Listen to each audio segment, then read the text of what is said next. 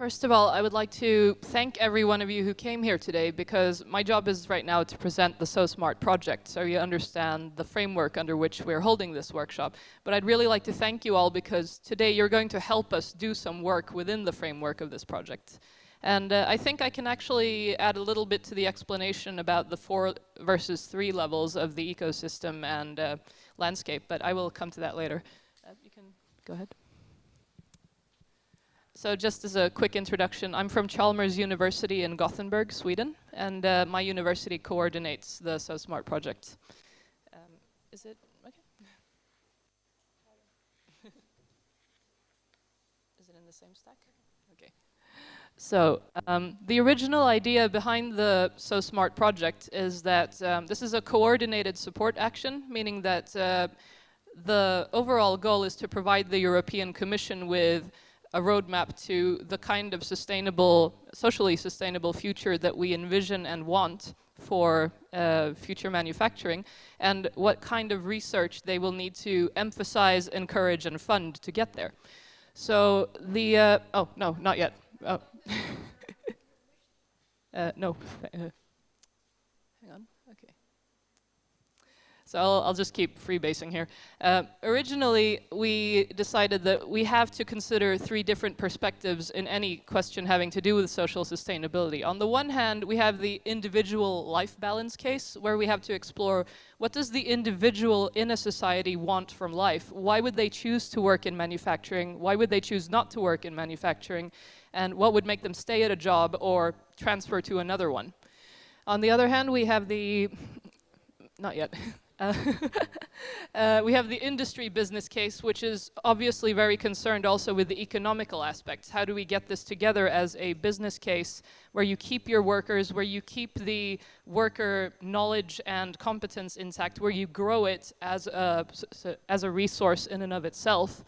And at the same time, how do you provide the flexibility and the training and the human capital management in order to stay competitive? So this is a big key word for the European Commission. We have to keep the manufacturing jobs in Europe and keep them competitive. And then finally, on the society end of the scale, this is all about what the surrounding communities can provide in order to make the life balance case and the infrastructure possible, so that the goals of both the enterprises and the individuals can merge. And just to answer the question about landscape, this is a 4th perspective where we talk a little bit about the constraints of actual nations and regions, perhaps, such as what kind of industrial sector is predominant in a region? Is there a lot of rain? Is there a lot of drought? Are there things like that that we have to take consideration of when we're planning this beautiful future? So, and the general idea is that this ecosystem must balance the commercial interests and the political interests, but at the center is the well-being of the human worker. So, now we can move on. Ooh, okay, I don't recognize it much. Smart. This is an EU project where we explore all these different perspectives of social sustainability for manufacturing.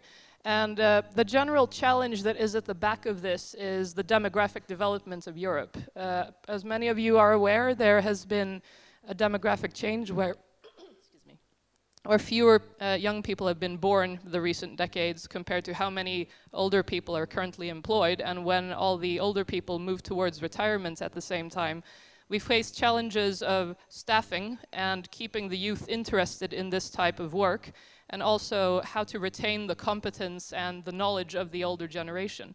And we can address this in 2 ways. Either we can think of how to make people stay longer and retain that competence, but also how do we transfer that knowledge to a younger generation and make them interested in a future in manufacturing. So those are things we can keep at the back of our mind as the driving force behind looking at social sustainability.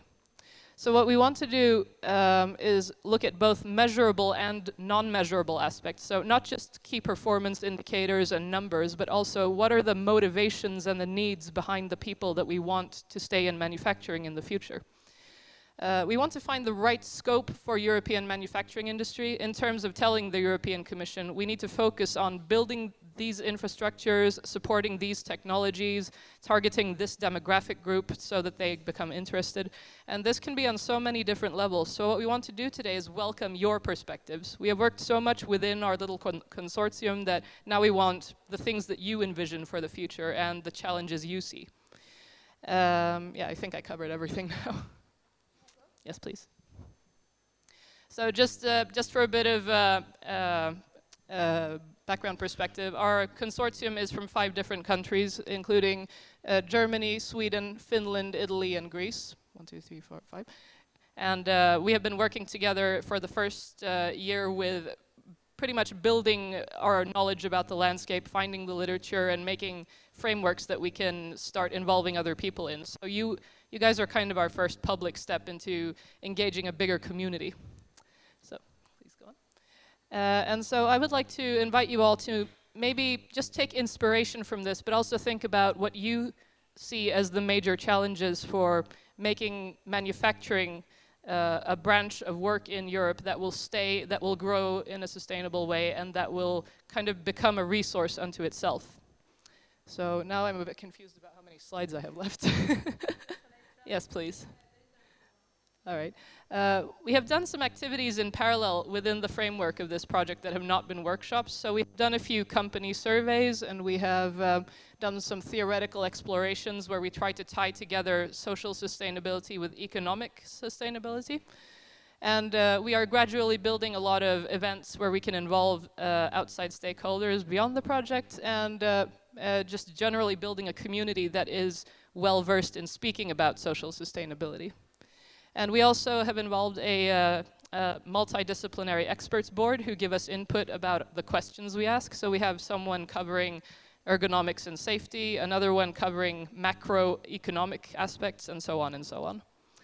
And we try to continually disseminate what we do at different conferences and events like this one.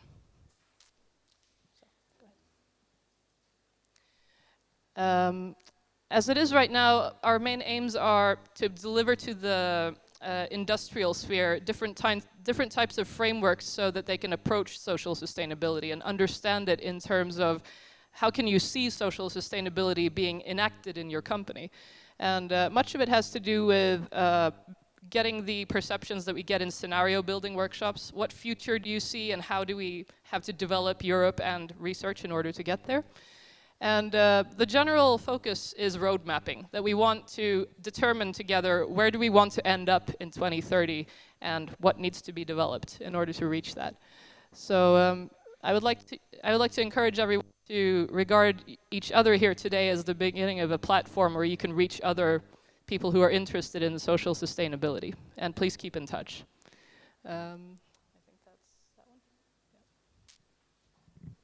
We also have an upcoming survey. So for those of you who are industrially connected, if you're interested in discovering what kind of cultural profile your company has, and if it's ready for social sustainability to be enacted, then please contact any one of us in the consortium later, because we would really like to find more places to roll out our survey and ask what kinds of activities and practices and goals do you have that could build towards very stable social sustainability. And again, we're aiming for a multi-level perspective, so this particular survey is meant to go out to people at several different levels all over a company. So not just one manager, but also shop floor workers, middle managers, and so on. And we're hoping for some interesting results from that in the future. I think I can keep it, yeah. So, thank you very much.